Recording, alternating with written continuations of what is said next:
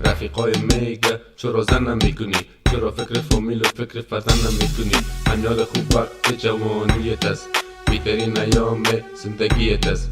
میگه برو یک دختر مسلمان پیدا کو و نامونیک مافل عروسیت بپا کن. مگر ندارن خبر از دل زارم، از جیب خالی و از روزگارم. نمیشم صاحب پیسه تا که اصلا دکم پا، کارس یا ماشش کم است پوره نمیشه خرچا. یک دختر یک روز در شهر دیدم، در سودا خریدن در بازار دیدم. سنرسای کدم طرفم خنده کرد، یکان موزکات طرف بنده کرد. یک دل از دل کرده گفتم چطوری قندوله، گفت من خوب هستم تو چطوری کجوله. گفتم چی داری، گفت هنوز شوی نکردیم، گل عاشقی را هنوز بوی نکردیم. گفت معلوم میشه که تو هم زن نکردی، مثل که هنوز خدا به غم نکردی. گفتمش که والا هنوز به زن هستم، یک غم مجردیست دیگه به غم هستم. خلاصه چی درد سر به تو متبیادر شد، دختره گپ دادم دیگه گپایش یک زبان. هر روز تلفن، هر روز چکر در بازار، گپ و جپ و کشفش کردش کردم ما بسیار. پرسید فارسی میخواین بکنین یا نه؟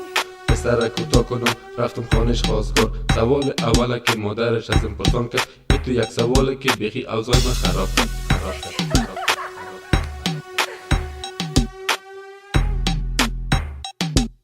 ما را دیر از عروسی نمیدیم بر خواستگاری. خانه را پر از زن کو، بعد از او فکر زن کو. ما را دیر از عروسی، ما را دیر از عروسی، ما را دیر از عروسی. مرا گفت که قبول شدی؟ گفتم نه. مرا گفت که موتر داری؟ گفتم نه. مرا گفت که چند در جیبت است؟ مرا گفت که خانه داری؟ گفتم نه. گفت چرا مادرت در خواستگاری ناوردی، رسم رواج افغانی را به جا ناوردی؟ گفتم که فامیلم در افغانستان است، تیم دیگه شما در پاکستان است.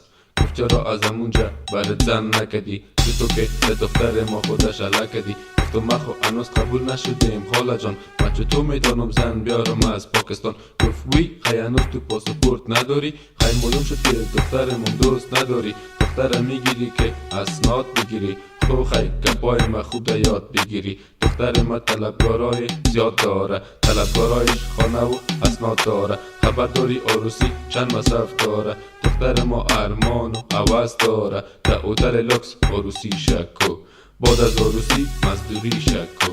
اگر به تو مردم چی خواد گفت، خم خیشم چی گپای بد خواد گفت. گفت برو بچه دیگه پشت ای گپا نگرد، جیب خالی کت پیسه دارا نگرد.